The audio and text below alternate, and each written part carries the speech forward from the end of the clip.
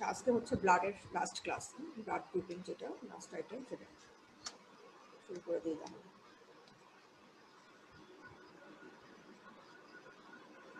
প্রথমে হচ্ছে যে what is blood grouping. Blood গ্রুপিংটা আসলে কি, ব্লাড গ্রুপিং কেন আসলে ডিসকভার করা হয়েছিল, যখন সায়েন্টিস্টরা চিন্তা করলো যে হচ্ছে কি এক গ্রুপের কাউকে ব্লাড দিয়ে ব্লাড ট্রান্সফিউজ করা যায় কিনা, মানুষের শরীরে জন্য আরেকজনের ব্লাডকে ট্রান্সফিউশন করা যায় কিনা। তো যখন ট্রান্সফিউশন করলো তখন কি দেখা গেল যে রিয়াকশন হচ্ছে, যে যাকে দেওয়া হচ্ছে রিসিপিয়েন্ট তার ব্লাডগুলো অ্যাগ্লুটিনেশন হয়ে যাচ্ছে বা ডিস্ট্রাকশন হয়ে যাচ্ছে আরবিসিগুলো। এটা কেন হচ্ছে সেটা আবিষ্কার করতে যে আবিষ্কার হয় হচ্ছে এই ব্লাড গ্রুপ যে সিস্টেমটা আমাদের, সেটা ওই ব্লাড গ্রুপিং সিস্টেমটা কিসের বেসিসে করা হয়, মেইনলি দেখো এই তিনটা জিনিসে। একটা হচ্ছে অ্যাগ্লুটিনোজেন, অ্যাগ্লুটিনিন, আর এদের মধ্যে যে রিয়াকশনটা হয় সেটাকে বলা হয় হচ্ছে অ্যাগ্লুটিনেশন।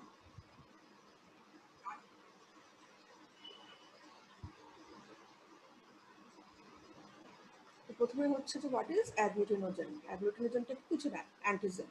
অ্যান্টিজেন যেটা সেটাকে এই ক্ষেত্রে ব্লাড গ্রুপিং এর ক্ষেত্রে বলা হচ্ছে অ্যাগ্লুটিনোজেন। আর অ্যান্টিজেনটা থাকে সবসময় আমরা জানি যে আরবিসি মেমব্রেনে। আর অ্যাগ্লুটিনিনটা হচ্ছে অ্যান্টিবডি, যে কোনো একটা করসপন্ডিং অ্যাগ্লুটিনোজেনের একটা অ্যান্টিবডি থাকে, যেটা থাকে হচ্ছে প্লাজমায়। আর এই দুইটার মধ্যে যে রিয়াকশনটা হয় সেটাকে বলা হয় অ্যাগ্লুটিনেশন। অ্যাগ্লুটিনেশন রিয়াকশনটা আসলে কি হয় সেটা অনেক সময় পরীক্ষায় জিজ্ঞাসা করে যে আসলে রিয়াকশনটা কি, অ্যাগ্লুটিনেশন রিয়াকশনটা কি। তখন বলতে হবে যে এটা হচ্ছে antigen reaction between antigen and antibody. আর এখানে মেইনলি কি হয়, এখানে হচ্ছে আরবিসি মানে রেড ব্লাড সেলগুলো হচ্ছে ক্ল্যাম্প হয়ে যায়। এটা জিজ্ঞাসা করে স্যাররা যে কি হয় এখানে, তখন বলতে হবে যে আরবিসি বা রেড ব্লাড সেলগুলো ক্ল্যাম্প হয়ে যায়। কেন হয়, তো আমাদের যে অ্যান্টিবডিগুলো সেগুলো হচ্ছে মেইনলি হচ্ছে গামা গ্লোবুলিন, মেইনলি না মানে সেগুলো হচ্ছে গামা গ্লোবুলিন, মেইনলি হচ্ছে ইমিউনোগ্লোবুলিন জি আর ইমিউনোগ্লোবুলিন এম। তো ইমিউনোগ্লোবুলিন জি আর এম এদের হচ্ছে একজনের অনেক হাত, যেমন জি এর হচ্ছে 2টা, এম এর হচ্ছে 10টা। তো এরা একসাথে অনেকগুলো আরবিসিকে বাইন্ড করে। তো যখনই একসাথে অনেকগুলো আরবিসিকে বাইন্ড করে তখনই সে আরবিসিগুলো কি হয়, ক্লাম্প হয়ে যায়। ক্লাম্প হয়ে ব্রেকডাউন হয়ে হিমোলাইসিস হয়ে আরবিসির মধ্যে যে কন্টেন্টগুলো আছে সেগুলোকে রিলিজ করে। এটা জানতে হবে যে হোয়াট ইজ অ্যাগ্লুটিনেশন রিয়াকশন। এখন বলতে হবে যে the reaction between antigen and antibody, সেটা হচ্ছে অ্যাগ্লুটিনেশন রিয়াকশন। আর এখানে যে কথা বলা আছে এটা গাইটনের অনেক একই কথা বারবার করে বলে, এটা বুঝতে হলে 10 বার করে পড়তে হবে, দরকার নাই, সহজে মনে রাখলেই হলো যে অ্যান্টিজেন আর অ্যান্টিবডির যে রিয়াকশন সেটাই হচ্ছে অ্যাগ্লুটিনেশন রিয়াকশন।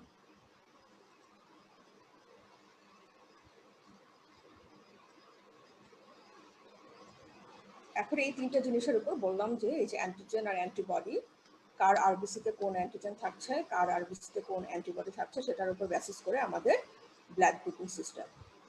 তো মেইন আমরা সাধারণত দুই ভাগে ভাগ করি, একটা হচ্ছে মেজর ব্লাড গ্রুপিং আর একটা হচ্ছে মাইনর। মাইনরের মধ্যে অনেক ধরনের আছে, অ্যাটলিস্ট 30 আছে যেগুলো হচ্ছে কমনলি অকারিং হয়, আরো 100 আছে যেগুলো একদমই রেয়ার। সেগুলো আমাদের দরকার নাই, মেইনলি মেজর সিস্টেম কি কি সেদিকে জানতে হবে। মেজর সিস্টেম হচ্ছে ওএবি সিস্টেম, যেটাকে ক্লাসিক্যাল সিস্টেমও বলা হয়, ওএবি। আর হচ্ছে আরএস সিস্টেম, এটাকে অনেক সময় এবিও বলা হয়, কিন্তু গাইডনে এভাবে আছে, তো ওএবি এভাবে গাইডনে আছে, তো এই জন্য এভাবে লেখা হচ্ছে যে ওএবি সিস্টেম আর হচ্ছে আরএইচ সিস্টেম।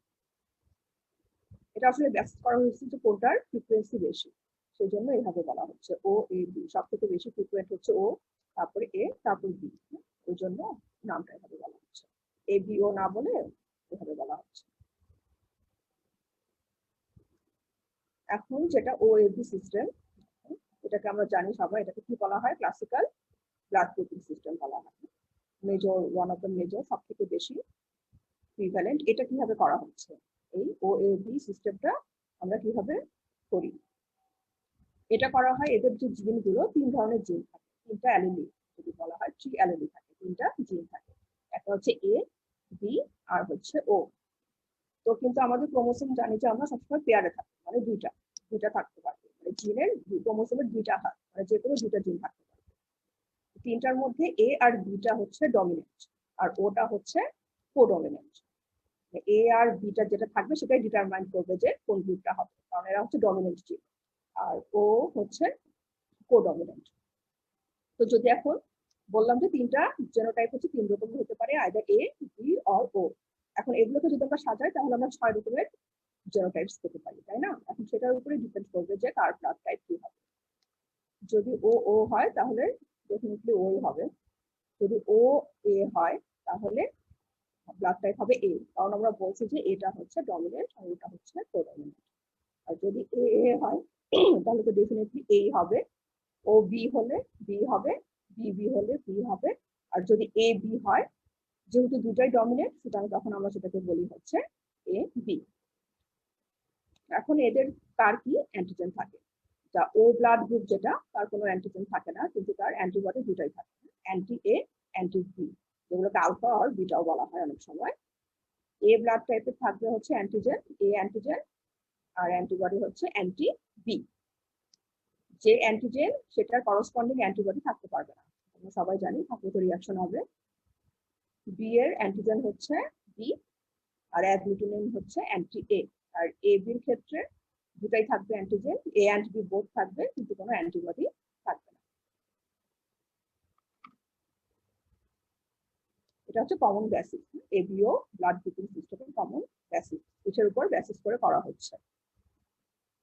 এখন এই যে কোনটার ফ্রিকোয়েন্সি কত? সব থেকে বেশি হচ্ছে ও 47%, এ হচ্ছে 41, তারপর বি 9, এ বি হচ্ছে 3। আমাদের দেশে বিটা বেশি, মানে এশিয়ানদের মধ্যে বি ব্লাড গ্রুপটা বেশি, কিন্তু অ্যাজ এ হোল যদি আমি সারা পৃথিবীতে দেখি সব থেকে ফ্রিকুয়েন্ট হচ্ছে ও ব্লাড গ্রুপ।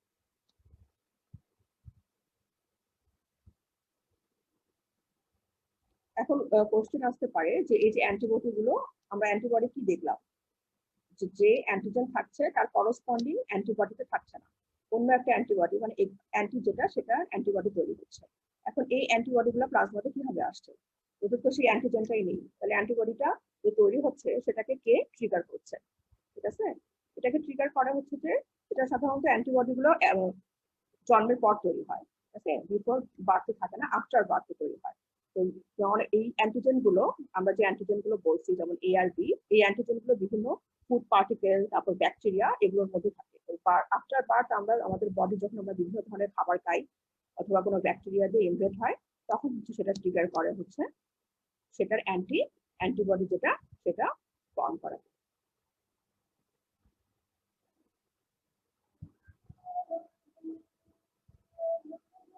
তারপর নেক্সট যেটা মেজর যেটা বলছিলাম, একটা হচ্ছে এবিও আর একটা হচ্ছে Rh blood type. Rh next major হচ্ছে আরএইচ ব্লাড টাইপ। এখানে 6টা অ্যান্টিজেন পাওয়া যায়, 6 কমন অ্যান্টিজেন, এবং প্রতিটাকে আরএইচ ফ্যাক্টর বলা হয়। অ্যান্টিজেনগুলোর নাম হচ্ছে এভাবে, ক্যাপিটাল সিডিই এবং স্মল সিডিই। তো এর মধ্যে যেটা ডি অ্যান্টিজেন সেটা হচ্ছে সব থেকে বেশি, ক্যাপিটাল ডি যেটা, তো এটার উপর বেসিস করে এই আরএইচ ব্লাড গ্রুপিংটা করা হয়। কারো বডিতে যদি, কারো ব্লাডে যদি ডি অ্যান্টিজেন থাকে তাহলে সে আরএইচ পজিটিভ, আর যদি এই ক্যাপিটাল ডি, অবশ্যই মনে রাখতে হবে ক্যাপিটাল ডি, যদি ক্যাপিটাল ডি অ্যান্টিজেন না থাকে তাহলে সে আরএইচ নেগেটিভ। এখন আমরা বললাম যে ক্রোমোজোমের দুইটা হাত, তাই না, মানে দুইটা জিন থাকতে হবে। তো এখানে কেমন হবে জেনোটাইপটা? 3 রকম হতে পারে, একটা হতে পারে ক্যাপিটাল ডি ডি, আরেকটা হতে পারে ক্যাপিটাল ডি স্মল ডি, আরেকটা যেটা হতে পারে হচ্ছে স্মল ডি স্মল ডি। তো আমরা কি বলছি, যদি ক্যাপিটাল ডি থাকে তাহলে সে অবশ্যই পজিটিভ, মানে আরএইচ পজিটিভ।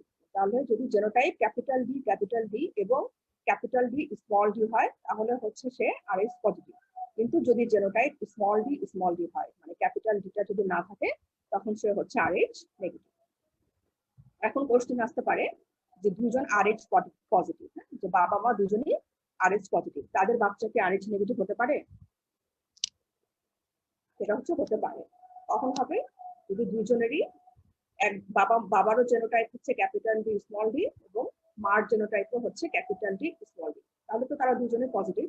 কিন্তু যদি দুজনেরই স্মল ডিটা বাচ্চার ক্ষেত্রে ট্রান্সমিট হয়, তখন বাচ্চার জেনোটাইপ হবে হচ্ছে দুটাই স্মল ডি, তখন হচ্ছে বাচ্চা নেগেটিভ হবে। বাবা মা দুজনেই পজিটিভ, তারপরও বাচ্চার হচ্ছে ব্লাড গ্রুপ হচ্ছে নেগেটিভ হতে পারে।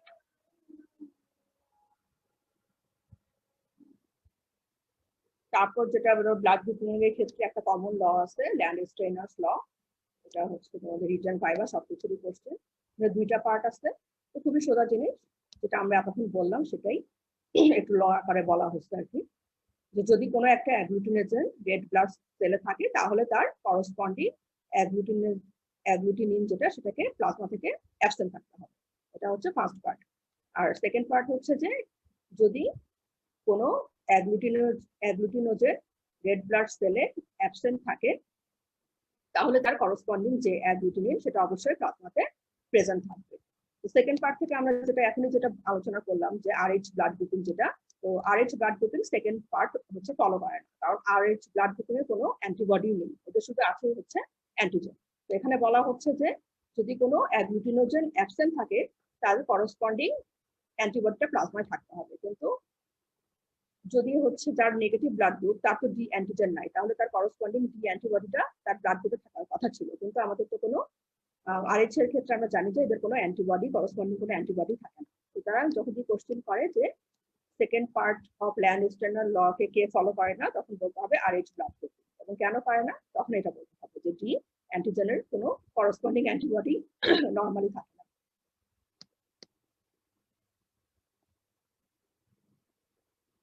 এখানে আসলে কথাটা হচ্ছে যে ওএবি ব্লাড গ্রুপে আমরা বললাম যে অ্যান্টিবডি গুলো কিভাবে ফর্ম হচ্ছে, যে ফুড পার্টিকেল দিয়ে বা কোনো ব্যাকটেরিয়া ইন্ডিউস করে, কিন্তু যেটা হচ্ছে আরএইচ গ্রুপিং এর ক্ষেত্রে এইভাবে ইন্ডিউস হতে পারে না।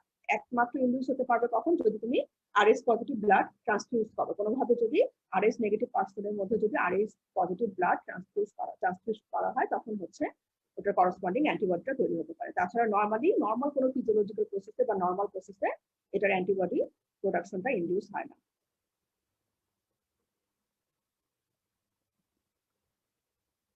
এখন ব্লাড গ্রুপিং এর বেসিক আলোচনা হয়ে গেল, কি কি ব্লাড গ্রুপিং আছে, অ্যান্টিজেন কার, অ্যান্টিজেন কোনটা, অ্যান্টিবডি কোনটা। এখন হচ্ছে যেটা যে কারণে আমাদের এই ব্লাড গ্রুপিংটা জানা দরকার, সেটা কি জন্য, যে ব্লাড ট্রান্সফিউশন। ঠিক আছে, ব্লাড ট্রান্সফিউশন করার জন্য লাইফ সেভিং একটা প্রসিডিউর। বিভিন্ন রকম ডিজিজে আমরা যেগুলো আগে পড়ছি, যেমন অ্যানিমিয়া, থ্যালাসেমিয়া, আর অনেক কিছুতে আমাদের ব্লাড ট্রান্সফিউশনের দরকার হয়। তো এই ব্লাড ট্রান্সফিউশন, এখন এই ব্লাড ট্রান্সফিউশনে অনেক ধরনের হ্যাজার্ড হতে পারে। ঠিক আছে, তো হ্যাজার্ড গুলো কি কি?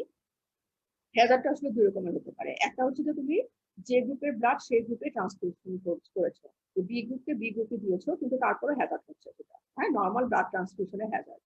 আরেকটা হচ্ছে যে Hazard of mismatch blood transfusion, মানে এক গ্রুপের ডোনারের রিসিপিয়েন্টের ব্লাডের গ্রুপ এক, ডোনারের হচ্ছে আরেকটা, মানে এ গ্রুপকে বি গ্রুপের ব্লাড দিয়েছো, তখন যেটা হ্যাজার্ড হবে সেটা হচ্ছে Hazard of mismatch blood transfusion. এখন এখান থেকে আমরা কোশ্চেন করে যে আমরা কি করব, ব্লাড গ্রুপিং এর এই হ্যাজার্ড গ্রুপিং করার জন্য কি করা হয়? অবশ্যই আগে গ্রুপটা ম্যাচিং করতে হবে, যে গ্রুপের ব্লাড তাকে সেই গ্রুপেরটাই দিতে হবে। এবং আরেকটা জিনিস করা হয় হচ্ছে ক্রস ম্যাচিং। ক্রস ম্যাচিংটা কি? ক্রস ম্যাচিং হচ্ছে কিছুই না, জাস্ট যে পাবে ব্লাড তাকে রিসিপিয়েন্ট বলা হয়, আর যে ব্লাড দেয় তাকে বলা হয় হচ্ছে ডোনার। তো রিসিপিয়েন্টের একটু কিছু পরিমাণ ব্লাড নিয়ে আর ডোনারের কিছু পরিমাণ ব্লাড নিয়ে মিক্সড করে দেখা হয় যে কোনো অ্যান্টিজেন অ্যান্টিবডি রিঅ্যাকশন হচ্ছে কিনা। এখন এটা কেন করা হচ্ছে?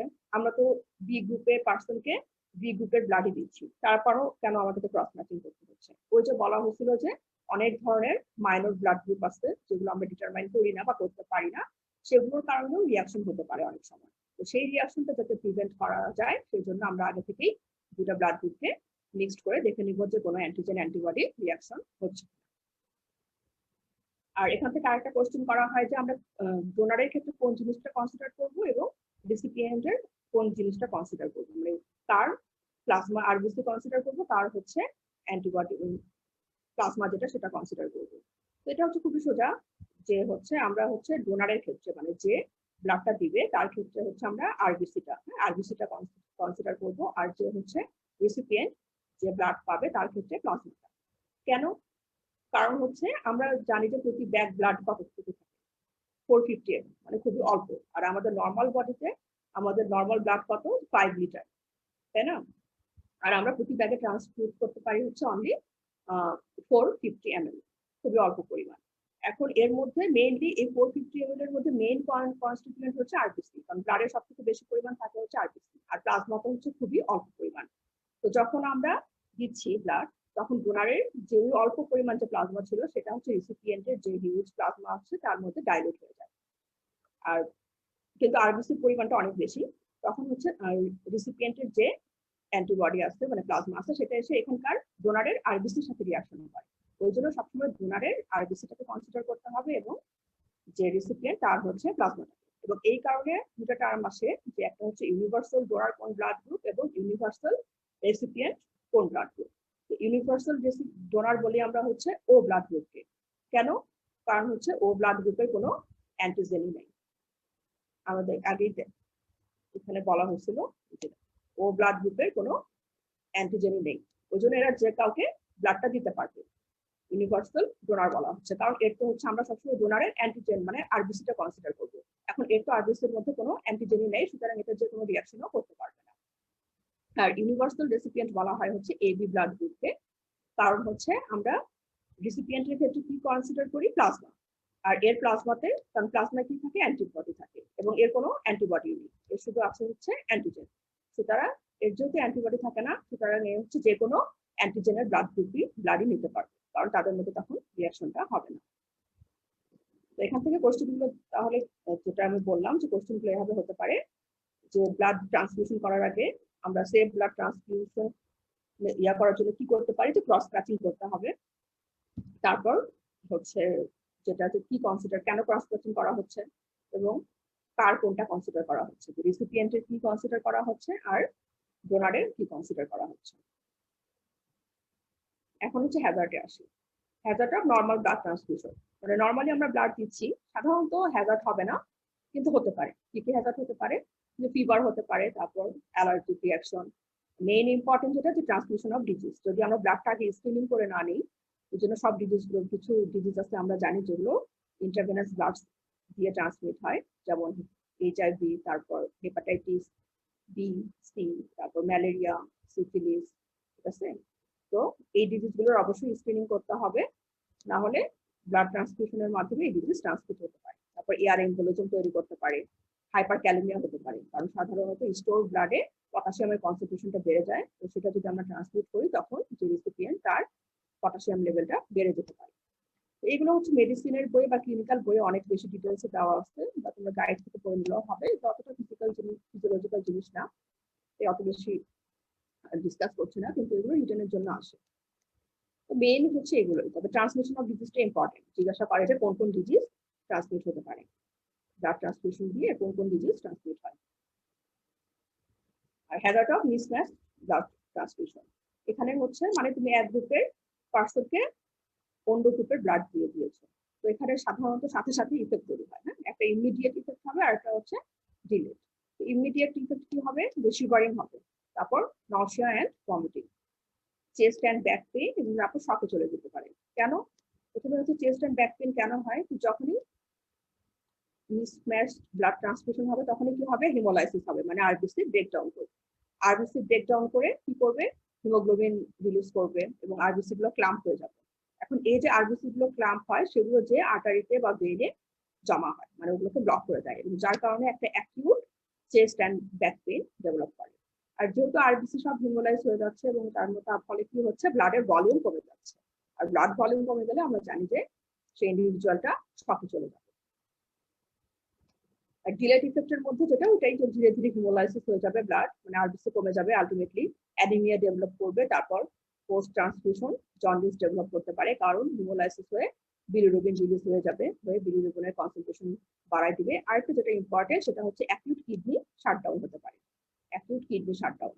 তো এটা হচ্ছে তোমাদের ডিটেলস আসে, অনেক সময় ডিটেলস জিজ্ঞাসা করে যে কি মেকানিজমে এই অ্যাকিউট কিডনি শাটডাউনটা হচ্ছে, রিটেনেও আসে, ভাইভাতেও অনেক সময় জিজ্ঞাসা করে। তো এটা তিনটা মেকানিজম, ঠিক আছে? Mechanism of acute kidney shutdown, তিনটা মেকানিজম কি? একটা হচ্ছে যে রেনাল ভ্যাসোকনস্ট্রিকশন, রেনাল যে ভেইন বা আর্টারিগুলো আছে সেগুলো ভ্যাসোকনস্ট্রিকশন হয়ে যাবে। ভ্যাসোকনস্ট্রিকশন কেন হবে? যে ব্লাড যে হিমোলাইসিস হয়েছিল সেখান থেকে টক্সিক সাবস্টেন্স রিলিজ হবে, সেই টক্সিক সাবস্টেন্স গুলো যে কি করবে? ভ্যাসোকনস্ট্রিকশন করবে, এবং ভ্যাসোকনস্ট্রিকশন হলে তখন কি হবে? স্বাভাবিকভাবে ব্লাড সাপ্লাই কমে যাবে। এটা হচ্ছে এক নম্বর। দুই নম্বর হচ্ছে যে যেহেতু হিমোলাইসিস হচ্ছে, প্রচুর পরিমাণে আরবিসি লস হচ্ছে।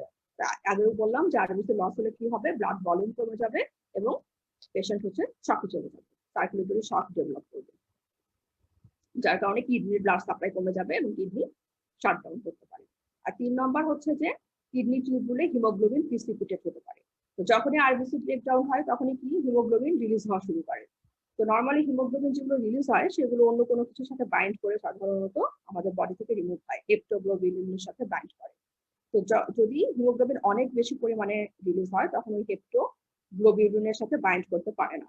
এখন ওই যে ফ্রি হিমোগ্লোবিন গুলো সেগুলো কি করে, গ্লোমেরুলার মেমব্রেন পার হয়ে কোথায় চলে আসে, কিডনি টিউবুলে চলে আসে এবং ধীরে ধীরে কিডনি টিউবুলে কনসেন্ট্রেট হওয়া শুরু করে, হয়ে কিডনি টিউবুলকে ব্লক করে দেয়। এবং এই তিনটার কারণে হচ্ছে কিডনি শাটডাউন হতে পারে। তাহলে 1 নম্বর কি, যে রেনাল ভ্যাসোকনস্ট্রিকশন কেন, due to release of toxic substance from haemolysing blood. 2 নম্বর হচ্ছে শক, শক হবে কেন, due to loss of circulating RBC. আর 3 নম্বর হচ্ছে blockage of kidney tubule by precipitated haemoglobin. Next যেটা হচ্ছে আরএইচ ইনকম্প্যাটিবিলিটি। এখন আমরা এতক্ষণ পড়লাম যে এবিও বা ক্লাসিক্যাল, এবিও না দুটাই আর কি, ক্লাসিক্যাল ব্লাড গ্রুপের যদি ট্রান্সফিউশনে কি কি সমস্যা হতে পারে। এখন হচ্ছে Rh incompatibility, Rh blood grouping এর ট্রান্সফিউশনে বা এটা থাকার কারণে কিছু সমস্যা হয়। এটা দুই ধরনের সমস্যা হতে পারে। একটা হতে পারে যে যদি কোনো নেগেটিভ পার্সনকে আরএইচ পজিটিভ ব্লাড দেওয়া হয়, আর একটা হচ্ছে যে আরএইচ নেগেটিভ মাদারের ক্ষেত্রে যারা হচ্ছে পজিটিভ ফিটাস ক্যারি করছে। প্রথমটা যেটা, সেটা কি হয় যে আরএইচ নেগেটিভ পার্সনকে দেওয়া হয়েছে কি আরএইচ পজিটিভ ব্লাড। তো ফার্স্ট টাইম যদি দেওয়া হয় কোনো সমস্যা হবে না, তখন হচ্ছে জাস্ট কি হবে যে আরএইচ সেই নেগেটিভ পার্সনটার আর আরএইচ পজিটিভ ব্লাড পেলো, তার বডিতে অ্যান্টিবডি তৈরি হয়ে থাকবে আরএইচ অ্যান্টিজেনের এগেনস্টে। যদি নেক্সট টাইমে পরে যদি আবার দেওয়া হয় তাকে আরএইচ পজিটিভ ব্লাড, তখন ওই যে অ্যান্টিবডি তৈরি হয়েছিল সেই অ্যান্টিবডিটা যে অ্যান্টিজেনের সাথে রিঅ্যাকশন করে অ্যাগ্লুটিনেশন করে হিমোলাইসিস করবে। আর যেটা ইম্পর্টেন্ট মোস্টলি সেটা হচ্ছে আরএইচ নেগেটিভ মাদারের ক্ষেত্রে কি হয়। এখানে কয়েকটা জিনিস হতে পারে। প্রথমে যেটাকে বলা হয় হচ্ছে ইরাইথ্রোব্লাস্টোসিস ফিটালিস। এটা কি, এটা হচ্ছে ডিজিজ একটা ফিটাস বা নিউবর্ন চাইল্ডের, যেখানে কি হয় অ্যাগ্লুটিনেশন হয় and phagocytosis of the foetus's RBC. এটাকে বলা হয় ইরাইথ্রোব্লাস্টোসিস ফিটালিস। কেন বলা হচ্ছে পরে বলছি। এটার মেকানিজমটা কি, এটা হচ্ছে মেকানিজমটা এই যে আরএইচ পজিটিভ ফাদার, মাদার হচ্ছে আরএইচ নেগেটিভ, এবং তখন মাদার কি করছে, ক্যারি করছে হচ্ছে Rh negative Rh positive foetus. এখন ফার্স্ট প্রেগন্যান্সির ক্ষেত্রে কি হবে, যে যখন ডেলিভারির সময় যখন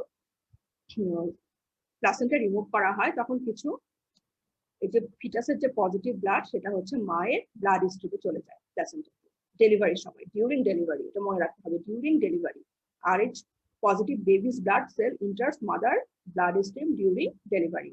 এখন যখনই পজিটিভ ব্লাড হচ্ছে মায়ের ব্লাড স্ট্রিমে গিয়েছে তখনই তার এগেনস্টে কি হবে, আরএইচ অ্যান্টিবডি হয়ে তৈরি হবে, এবং এই আরএইচ অ্যান্টিবডি যেটা তৈরি হচ্ছে সেটা মায়ের ব্লাডে থেকেই যাবে, হ্যাঁ, মায়ের ব্লাড স্ট্রিমে থেকেই যাবে। তো প্রথম প্রেগন্যান্সির ক্ষেত্রে কোনো কমপ্লিকেশন হবে না, কারণ তো আগে থেকে তার অ্যান্টিবডি ছিল না, অ্যান্টিবডি কেবল তৈরি হলো। যদি সেকেন্ড টাইম সে আবার প্রেগনেন্ট হয় আরএইচ পজিটিভ বেবি দিয়ে, তখন কি হবে, তখন হচ্ছে মায়ের ব্লাডে আরএইচ অ্যান্টিবডি তৈরি হয়ে আছে। এখন এই আরএইচ অ্যান্টিবডিটা কি করবে, প্লাসেন্টা দিয়ে ক্রস করে ফিটাসে চলে যাবে, হ্যাঁ, বাচ্চার ব্লাড স্ট্রিমে চলে যাবে, এবং ওই যে বাচ্চার যে আরএইচ অ্যান্টিজেন আছে তার সাথে রিঅ্যাকশন করে তার আরবিসি কে হিমোলাইসিস করবে, হ্যাঁ, আরবিসি কে হিমোলাইসিস করবে, করার ফলে কি হবে, আরবিসি ডিস্ট্রাক্ট হবে, এবং আরবিসি যখন ডিস্ট্রাকশন হবে তখন অনেক বেশি পরিমাণে আরো নতুন নতুন ইম্যাচিউর আরবিসি তৈরি হবে, যেগুলোকে বলা হয় হচ্ছে, আমরা জানি যে ইম্যাচিউর আরবিসি গুলোকে ব্লাস্ট সেল বলা হয়, এই কারণে এটার নাম হচ্ছে ইরাইথ্রোব্লাস্টোসিস ফিটালিস। তো হিমোলাইসিস হওয়ার কারণে কি হবে, যে আরবিসি ইম্যাচিউর তৈরি হচ্ছে, যার ফলে অ্যানিমিয়া ডেভেলপ করবে, এবং আরবিসি ব্রেকডাউন হওয়ার কারণে কি হবে, বিলিরুবিন রিলিজ হবে, যার কারণে কি হতে পারে, জন্ডিস ডেভেলপ করতে পারে।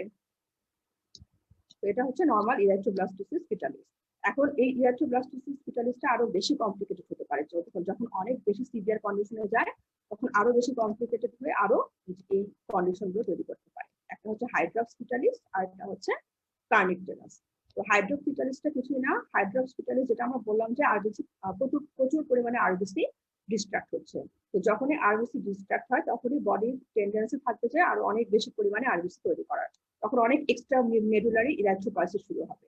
এক্সট্রা মেডুলারি মানে লিভার, স্কিন, এগুলো থেকে ইরাইথ্রোপয়েসিস শুরু হবে। তো আমরা নর্মালি জানি যে লিভার থেকে আমাদের প্লাজমা প্রোটিন গুলো তৈরি হয়। তো লিভার যখন এই প্লাজমা প্রোটিন তৈরি করা মানে আরবিসি তৈরি করা শুরু করবে তখন এই প্লাজমা প্রোটিন তৈরি কম হবে, মানে প্লাজমা প্রোটিনের কনসেন্ট্রেশন কমে যাবে। তো প্লাজমা প্রোটিনের কনসেন্ট্রেশন যখন কমে যায় তখন আমরা জানি কি হবে, অসমোটিক প্রেসার কমে যাবে। অসমোটিক প্রেসার কমে গেলে কি হবে, ব্লাড ভেসেল থেকে ফ্লুইড ইন্ট্রাসেলুলার স্পেসে চলে আসবে এবং ইডিমা ডেভেলপ করবে। এই হাইড্রক্স স্পিটালিস কথাটার মানে হচ্ছে যে বাচ্চার বডিতে, পুরো বডিতে ইডিমা ডেভেলপ করে। তো এটা একটা মেকানিজম যে প্লাজমা প্রোটিনের কনসেন্ট্রেশন কমে যাওয়ার কারণে অসমোটিক প্রেসার কমে যায়। আর আরেকটা মেকানিজম, আরো অনেকগুলো মেকানিজম আছে, তোমাদের এত ডিটেইলস জানার দরকার নাই, এটা একটা মনে রাখো। আরেকটা হচ্ছে যে অ্যানিমিয়া হলে আমরা জানি যে হার্ট ফেলিয়ার হয়, হার্ট ফেলিয়ার হলে আমরা জানি যে ইডিমা ডেভেলপ করতে পারে।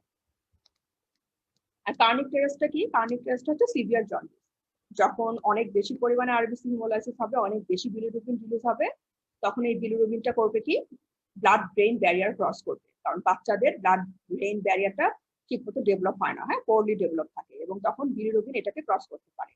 তো বিলিরুবিন করবে কি, ব্লাড ব্রেইন ব্যারিয়ারটাকে ক্রস করে নিউরোলজিক্যাল ইনভলভমেন্ট করবে, মানে নার্ভাস সিস্টেমকে ইনফেক্টেড করবে, এবং তখনই নার্ভাস সিস্টেমের বিভিন্ন ম্যানিফেস্টেশন দেখা দিবে, এবং সেই কন্ডিশনটাকেই বলা হয় হচ্ছে কার্নিক টেরাস। তাহলে যেটা বললাম যে কি হবে, যদি আরএস নেগেটিভ মাদারের ক্ষেত্রে মেইনলি হবে হচ্ছে ইরেথ্রোব্লাস্টোসিস ফিটালিস, এবং সেটা কমপ্লিকেটেড হয়ে তৈরি করতে পারে হাইড্রক্স ফিটালিস অথবা, এবং আরো কার্নিক টেরাস, এরকম অনেক রকমের কন্ডিশন তৈরি করতে পারে। এখন এটাকে প্রিভেন্ট করা যায় কিভাবে? প্রিভেন্ট করা যায় হচ্ছে যে এখন অ্যান্টিবডি পাওয়া যায়, যেটা আগেই বার্থের আগেই ইনজেকশন দিয়ে তুমি প্রিভেন্ট করতে পারো। আর যদি ডেভেলপ হয়ে যায় বাচ্চার, যদি ইরেথ্রোব্লাস্টোসিস ফিটালিস যদি ডেভেলপ হয়ে যায়, তখন এক্সচেঞ্জ ট্রান্সফিউশন করা হয়, মানে তার পজিটিভ ব্লাডটাকে নেগেটিভ ব্লাড দিয়ে কনভার্ট করা হয় ধীরে ধীরে, যাতে হিমোলাইসিসটা না হয়। এটাকে বলা হয় হচ্ছে এক্সচেঞ্জ ট্রান্সফিউশন। তো এখানে ব্লাড গ্রুপিং এগুলো জানলেই হবে, এগুলো থেকে মোটামুটি কোশ্চেন হয়, এর চেয়ে বেশি কিছু জানার দরকার নেই। তাহলে এখানে শেষ করে দিলাম আজকের ক্লাস।